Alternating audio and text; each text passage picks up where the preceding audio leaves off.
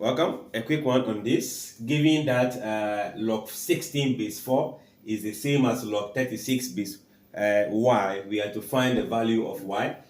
Remember this log of 16 base 4, log of 36 base y. This can be written, since the base is 4, we write this in terms of indices as log 4 square base 4 equals to the log of 36 base y.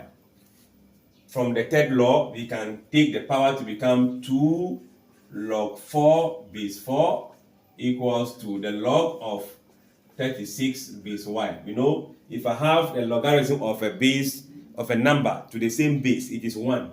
Meaning here is going to be 2 equals to the log of 36, the base of y.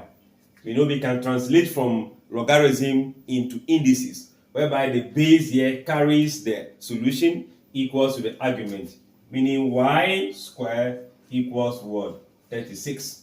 We can make this as y squared equals to 6 squared. We can see the square are the same, so therefore the base will also be what? The same.